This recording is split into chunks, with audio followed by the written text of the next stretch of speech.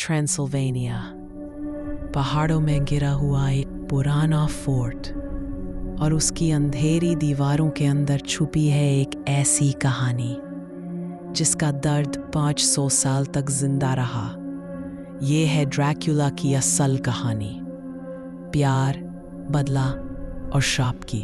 15th century का वालाकिया। एक सुंदर राजकुमार प्रिंस व्लादिमीर, जिसे लोग प्यार से व्लाड कहते थे, वो एक बहादुर वॉरियर था, लेकिन दिल से बहुत नरम। उसकी जिंदगी की सबसे बड़ी खुशी थी उसकी पत्नी एलिजाबेथ। दोनों का प्यार इतना गहरा था कि उन्हें लगता था कि मौत भी उन्हें अलग नहीं कर सकती। लेकिन एक दिन एक झूठी खबर आई, व्लाड वार में मर गया है। ये सुनते ही एलिजाबेथ ने दर्द में अपनी जान दे दी। जब व्लाड वापस लौटकर उसकी लाश देखता है, उसका पूरा विश्वास, उसका धर्म, ईश्वर से रिश्ता सब टूट जाता है।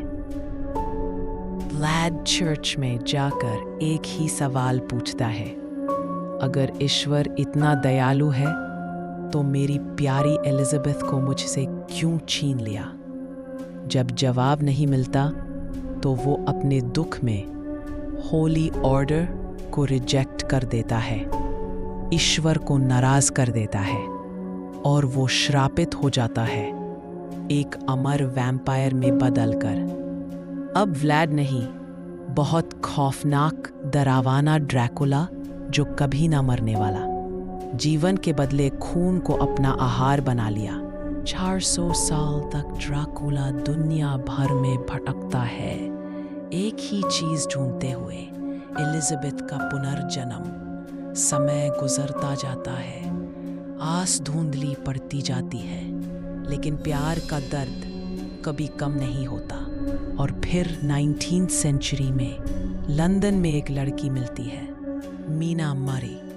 उसका चेहरा, उसकी आंखें, उसकी हंसी, सब कुछ एलिजाबेथ जैसा। ड्रैकुला को समझ आ जाता है एलिजाबेथ लात आई है मीना के रूप में। ड्रैकुला मीना के आसपास एक अजीब सी प्रेजेंट फील करवाता है, कभी हवा में, कभी रात के सपनों में, कभी दूर से उसकी परछाई झलकती है। मीना पहले तो डराती है, पर धीरे धीरे उसे ड्रैकुला की अकेली टूट चुकी रूह समझ आती है।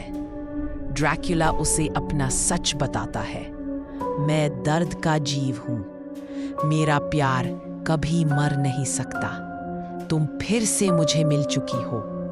मीना को उसके दर्द से लगाव होता है, पर वो ड्रैकुला के पास जाना मतलब अपनी जान और रूह का दाव लगाना। मीना के फ्रेंड्स और फियांसे जॉनथन हार्कर ड्रैकुला का सच जानकर उसे बचाने निकलेते हैं। अब कहानी थ्रिलर बन जाती है, एक तरफ ड्रैकुला का अमर प्यार और दूसरी तरफ लोगों का डर और गुस्सा। ड्रैकुला मीना को फोर्स नहीं करता, वो सिर्फ एक बार कहता है, अगर तुम चलो मैं जाऊंगा, अगर तुम रोको मैं रुक जाऊंगा।